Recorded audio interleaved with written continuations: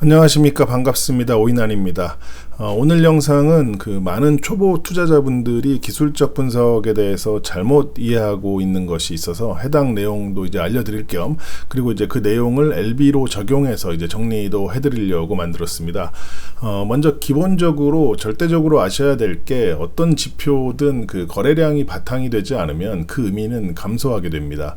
즉 거래량은 그 모든 지표의 에너지라는 것을 잊으시면 안 되는데, 이런 관점으로 보면 그 다음은 이제 두 가지 형태로 종목이 분류될 수 있습니다. 인기가 많고 시총이 높아서 이제 항상 거래량이 많은 종목과, 상대적으로 인기가 없어서 거래가 많지 않거나 거래량이 이제 들쑥날쑥한 종목입니다. 먼저 거래가 항상 많고 시총이 높은 대한민국 시총 1위 삼성전자의 일봉인데, 보시면 이제 선 두 개가 그어져 있습니다.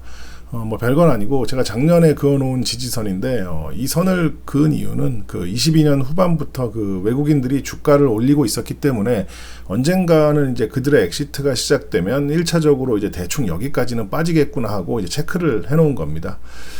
좀 더 이제 넓게 2020년까지 보면 선이 한 개 더 있는데, 이거는 이제 과거 개인들이 매수를 시작할 때 이제 바닥을 그어 놓은 선입니다. 보시면 이제 2020년 초반부터 이제 개인들이 매수를 이어갈 때, 외국인이 이제 중간까지는 이제 힘을 조금 보태주다가 기관과 함께 이제 본격적인 매도가 시작되니까 96,800원을 찍고 지속적인 하락을 시작했습니다. 그렇게 이제 개인만 사고 기관과 외국인이 파는 동안 주가는 큰 폭으로 하락하다가 2022년 이제 9월 외국인이 이제 다시 매수를 하면서 주가는 반등을 시작했습니다. 그렇게 주가가 반등하는 동안 일봉 이평선은 정배열로 돌아섰고, 그 뒤로는 이제 평균적으로 61선 또는 221선을 지지하면서 이제 계속 상승을 했습니다. 참고로 제 지표는 224일선으로 세팅이 된 건데 241선이나 크게 다르지 않습니다. 아무튼 올라가는 동안 중간중간 보면은 그 기관의 대량 매도로 단기 하락도 했고, 다시 외국인이 대량 매수를 하면서 상승을 이어가기도 했는데, 명확한 거는 이제 기본적인 이평선들의 영향을 받으면서 움직였다는 겁니다. 그 얘기는 이제 이평선들이 상대적으로 안정적인 지지 또는 저항 역할을 했다는 거고, 그럴 수 있는 이유는 항상 일정 수준 이상의 거래가 유지됐기 때문입니다. 쉽게 말해서 평소에 거래량이 거의 없는 상황에서는 아무리 어떤 지표가 만들어져도 갑자기 어디서 대량 물량이 출현하면 이제 순식간에 판도가 바뀌는데, 삼성전자는 이제 그럴 경우가 많지 않기 때문에 위로든 아래로든 어떤 그 기술적 지표가 형성되면 어느 정도 이제 꾸준하게 그 지표를 따라 움직인다는 얘기입니다. 지금 보시는 거는 거래량이 거의 없는 이제 이스타코라는 코스피 종목의 일봉인데, 아마 이런 종목이 있는 줄도 이제 모르는 분들이 많을 겁니다. 보시면 이제 하루 거래 대금이 이제 1억도 안 되는 날이 많기 때문에, 그냥 이제 방치되어 이제 줄줄 흐르다가 갑자기 이제 이렇게 거래가 나오면 이제 역배열을 다 무시하고 그냥 냅다 하늘로 쐈다가 다시 이제 붕딱으로 돌아옵니다. 일단 여기서 중요한 건 그 완전한 역배열로 들어가는 그 이평선은 장기 이평선까지 다 맞춰지는 거기 때문에, 그 과정에서 이제 거래량이 아무리 없었어도 누적된 에너지가 꽤 있다고 보시면 됩니다. 즉 그걸 제대로 뒤집으려면 그 힘을 이길 정도로 큰 자금이 연속적으로 들어오거나, 그 힘이 이제 감소할 만한 충분한 기간 조정이 꼭 필요하다는 겁니다.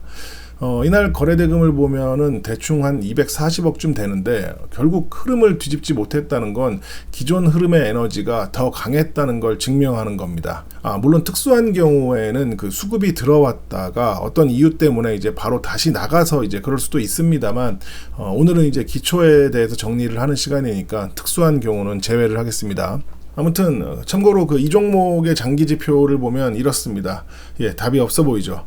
그런데 대상승을 했던 이 지점을 보면은 그 거래량이 지속적으로 나왔습니다.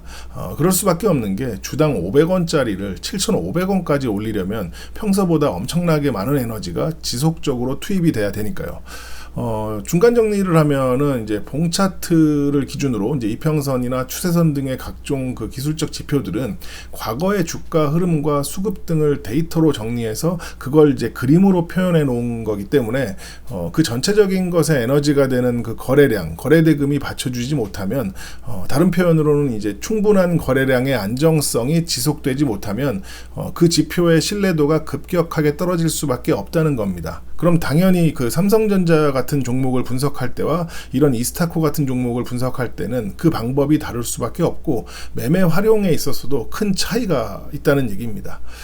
사실 그 삼성전자처럼 거래량이 크면서 안정적인 종목들은 갑작스러운 이제 글로벌 이슈나 국가적 이슈가 터지는 것만 아니면 그냥 기술적 관점으로 기술적 분석만 해도 크게 상관없습니다. 예. 하지만 그렇지 않은 종목들은 앞에서 말한 대로 이제 수급이 일정치 않아서 기술적 분석만 가지고는 어떤 판단을 할 만한 그 결과를 도출하기가 어렵기 때문에 작전적 관점의 분석이 추가되어야 한다는 겁니다. 물론 이렇게 거래가 이미 터져서 가고 있는 상태에서는 뭐 기술적 분석만 가지고도 가능합니다. 아무튼 그 거래량, 거래대금, 즉 에너지 공급이 안정적인 종목들은 기술적 지표에 대한 신뢰도가 이제 그렇지 못한 종목에 비해서 높을 수밖에 없다는 얘기고, 그렇기 때문에 이제 기본적인 기술적 지표들만 참고해도 어느 정도 대응이 가능하니까 초보 때는 그 비인기 급등주를 공략하기보다는 안정적인 대형주에서 연습을 하시는 게 좋습니다. 그럼 그 대응을 어떻게 하느냐? 여러분들이 그 항상 최저에 사고 최고에 팔려는 그 허황된 꿈을 꾸지만 않는다면 삼성전자 같은 종목에서의 그 기술적 대응은 너무 쉽습니다. 예.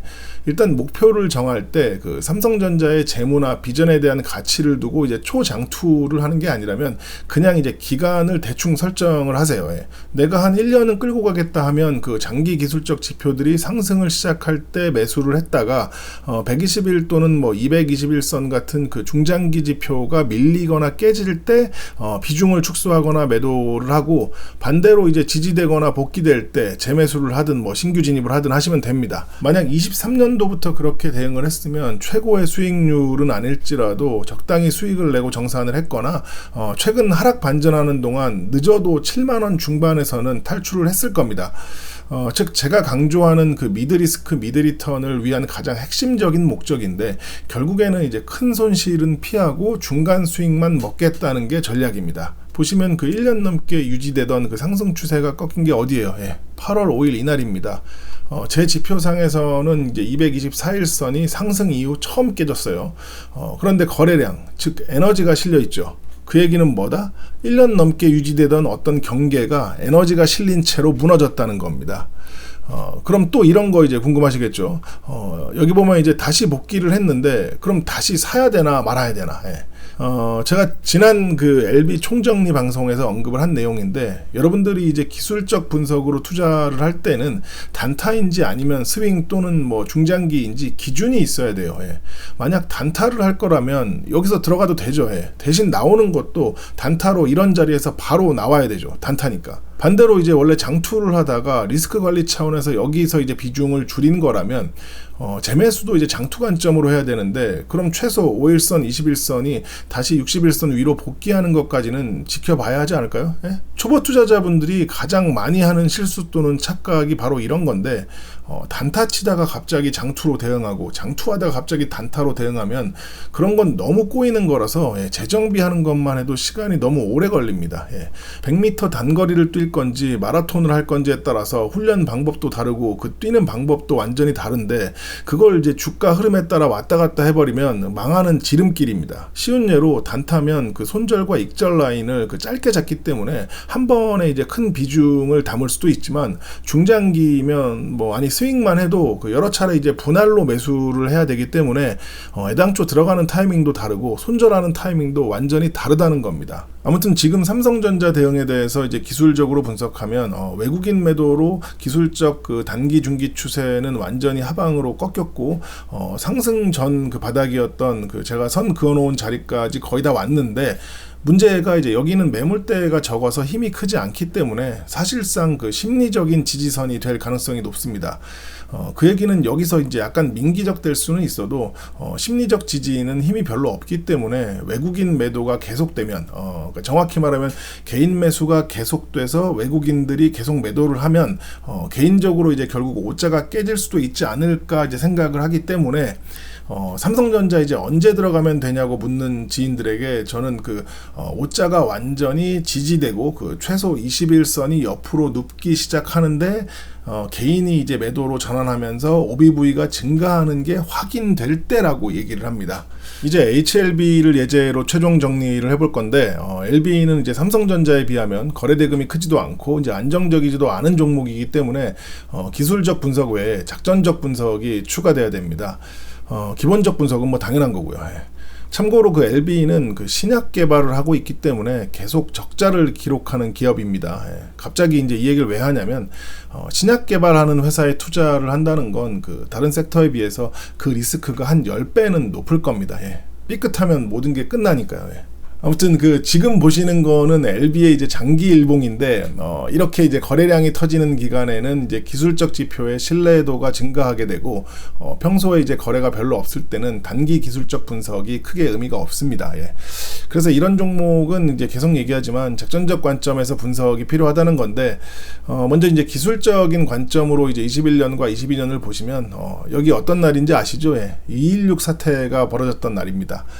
사태 하루 전까지만 이제 차트를 열어보면 중장기 추세는 미세하게 살아있지만 이제 중단기 추세는 이제 하방으로 잡혀있는 지표입니다. 굳이 이제 하방으로 확정된 시점을 꼽자면 연속 4개의 음봉을 맞던 이때가 될 텐데 며칠 뒤 이제 이런 장대 양봉이 나오지만 이제 보시면 이제 상대적으로 거래량이 적습니다. 즉 힘이 없는 양봉이기 때문에 뻥카일 확률이 높은 양봉이었죠. 보는 김에 이제 앞을 좀 더 보면 이런 날은 거래가 상대적으로 크죠.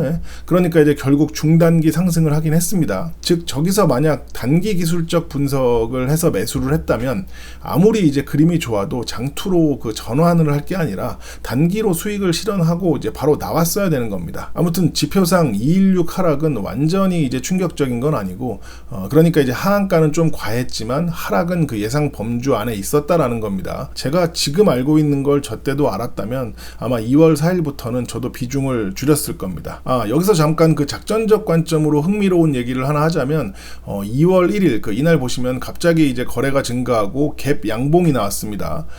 그런데 이제 그날 개인 매동을 보시면 눈에 띄게 감소하죠. 그날 기억들 하려나 모르겠는데 회사 차원의 이벤트는 아니지만 LB 관련한 이벤트가 있던 날입니다. 그 이벤트로 이제 주가가 잠깐 반등을 할 때 보시는 바와 같이 이제 개인 매동이 크게 감소하는데 약 56만 주가 매도된 겁니다. 갑자기 이벤트 그리고 단기 반등 그리고 이제 특정 거래원에서 나온 개인 매도 저는 이제 그래서 개인인지 뭐 그룹인지는 모르지만 그 2월 1일 매도한 그 주체는 216 사태를 미리 알고 있지 않았을까 하는 상상을 하고 있습니다. 구체적으로는 뭐 일정을 뒤늦게 알게 됐는지는 몰라도 날짜가 얼마 안 남아서 이제 일단 급하게 매도를 하고 나가지 않았을까 상상을 해봤습니다. 아무튼 계속 이어서 보시면 이날 이렇게 이제 상단 물량 체크 또는 쌀자루 찌르기로 매물 소화 또는 일종의 스마트 머니일지도 모르는 이런 그 리셋봉이 터지고 나서 얼마 뒤 주가는 급등을 합니다. 그런데 이제 자세히 보시면 이미 이때부터 이제 추세 전환을 위한 이평선 배열이 시작됐고 본격적인 상승과 함께 중기 이평선들이 정배열되었습니다. 그런데 이제 장기 이평선까지 정배열로 만들 수 있는 시점에서 224일선이 깨지더니 바로 복구를 이제 못하는 그림이 나타납니다. 그럼 이 상황에서도 마찬가지인데 단기로 접근한 그 사람들이라면 리셋봉 나오고 단기 이평선이 지지되니까 이제 매수를 했을 텐데 그럼 무조건 이제 단기로 여기서 나왔어야 하는 거고 장기 투자 물량이라면 사실 이 자체에 반응을 할 필요는 없었던 거죠. 왜냐하면 장기 추세가 완전히 상승으로 돌아서지 못했기 때문에 여기서 추매를 했어도 안 되고 짜증난다고 여기서 내동 매도를 할 필요는 더더욱 없으니까요. 물론 이제 저도 장기 주주로서 그 짜증은 났습니다. 원래 좀 매너가 좋은 종목이라면 꾸준하고 이제 진득하게 움직이지 이런 이상한 그림들은 잘 안 나오니까요. 그런데 이제 LB는 이제 잊을만 하면 한 번씩 그 이 지랄들을 하기 때문에 아직까지는 이제 장기 투자보다는 단기 투자자들에게 더 유리한 분위기는 맞는 것 같습니다. 계속 보면은 LB는 그렇게 다시 장기 하락을 이어가다가 비슷한 지랄을 또 한 번 하는데 보시면 이제 거래량 즉 에너지가 이때보다 적죠. 그러니까 어떻게 돼요? 상승폭도 적죠. 아무튼 그 여러분들이 여기서 저장해야 되는 것은 뭐가 됐든 그 당시 이 정도 에너지로는 장기 하락 추세를 상승으로 전환시킬 수 없는 종목이었다는 겁니다. 그리고 이제 그 다음 2달 뒤를 보면 갑자기 이제 느낌이 확 좋아집니다. 슬슬 거래량도 조금씩 늘어나면서 아기다리 고기다리던 그 일봉 이평선 정배열이 그려지면서 상승 추세로 전환을 했거든요. 그런데 문제는 이제 장기로 펼쳐보면 거래량이 그렇게 크지 않죠. 거기다 오히려 단기 관점으로는 거래량이 실린 그 흑산병 비슷한 걸 맞았습니다. 즉 여기도 그 단기 투자자라면 그 이런 곳에서 사고 이런 곳에서 매도하고 또 이런 그림 나오면 바로 도망가는 게 맞는데 있는데 그러나 이제 장기 관점에서 볼 때는 거래량이 부족했기 때문에 이 이평선은 이제 힘이 없는 그 포장지 느낌이라 계속 관망을 해야 되는 시기였습니다. 예. 그렇게 LB는 이제 크고 작은 비슷한 지랄들을 반복하면서 장기 하락을 계속 이어가다가 여기부터 이제 장기 추세가 확실하게 바뀝니다. 왜냐하면 이제 단기 급등을 통해서 이제 모든 이평선이 정배열됐는데 과거처럼 이제 그 추세가 꺾이지 않고 다시 한번 에너지를 보여주면서 장기 상승 흐름을 확정했기 때문인 거죠. 이렇게 장기 추세가 에너지를 받으면서 상승을 이어가면 단기 지표도 이제 안정적으로 따라가는 경우가 많기 때문에 보시는 것처럼 이제 뭐 21선 그 기준으로 매매한 그 단타들도 돈을 벌었을 겁니다. 그런데 이제 5월 14일 61선이 처음으로 깨지죠. 그리고 다음날 영망치에 약간의 거래가 실렸기 때문에 중기 투자하는 분들도 이제 보수적인 성향들은 여기서 나가는 게 맞습니다. 그런데 문제는 또 저희 같은 장투자들이에요. 예. 이게 사실 영망치고 나발이고 장기 지표는 계속 상승을 하고 있는 거기 때문에 아예 투자를 끝낼 게 아니면 나갈 수가 없는 자리예요. 예. 그런 자리에서 이런 하한가를 보낸 겁니다. 예. 그것도 두 방을. 그래서 저는 그 이 부분도 작전적 관점으로 볼 때는 이제는 하다 이제 초장기 투자자들 물량까지 탐을 내는 거 아닌가 하는 무서운 생각이 들었습니다. 예. 왜냐하면 그 100% 그 작전적 관점으로만 볼 때는 정말 그럴 생각이라면 이거 막말로 그 우리 같은 주주들 물량 안 넘기면 상승이 쉽지 않다는 얘기거든요. 예. 물론 LB는 현재 그 FDA 승인을 목적으로 하는 그 기본적 지표가 받치고 있으니까 100% 작전적으로 볼 필요는 없지만 갑자기 이제 그런 생각이 들어서 순간 공포감을 느꼈습니다. 아무튼 그 5.17 이후에도 그리고 지금까지도 LB가 그 과거의 LB와 다른 건 장기 지표, 장기 추세가 무너지지 않았다는 겁니다. 예, 아직은. 예. 그러니까 결론은 뭐냐? 장기 투자를 하고 있는 분들은 지금 스트레스를 받을 필요가 없다는 얘기고 스트레스는 혹시 장기 추세가 무너지면 그때 받으시면 된다는 얘기입니다. 예. 그리고 이제 이렇게 단기 추세가 꺾여 있는 상태이기 때문에 뭐 최근에 들어온 분들은 이제 스트레스를 이제 받을 수밖에 없는데 사실 이것도 좀 그런 게 단기로 들어왔으면 길어야 뭐 1, 2주를 보고 들어온 걸 텐데 그럼 여기 피보나치 1번선 같은 곳에서는 그 수익으로 매도를 했어야 돼요. 예. 저기서 더 올라가는 거는 스테이지가 바뀌는 거라 그럼 중장기로 가는 건데 계속 얘기하지만 단기로 들어왔다가 주가 때문에 뭐 중기나 장기로 변경을 하면 좋을 게 없습니다. 예. 단기였다면 저기서 매도하고 주가가 더 올라가도 차라리 10만원 그 안착을 확인하고 다시 단타를 들어갔어야 돼요. 예. 그리고 중요한 건 단기였다면 단기 추세가 그 명확히 깨진 10월 8일 날은 손절이었어도 나갔어야 돼요. 예. 그걸 못 나가니까 이제 추가로 마이너스 10%를 더 때려 맞잖아요. 예. 그리고 장투하시는 분들 중에도 이런 급락이 나오니까 뭐 기회다 하고 바로 장투 비중을 늘리시는 분들이 있을 텐데 사실 그것도 좀 그렇습니다. 예. 여기는 그 단기 대응 포인트지 장투 관점에서는 특별히 변동이 없는 지점이기 때문에 딱히 뭐 여기서 장투용 매수를 하는 거는 적합하지 않다고 생각을 하고 있습니다. 예.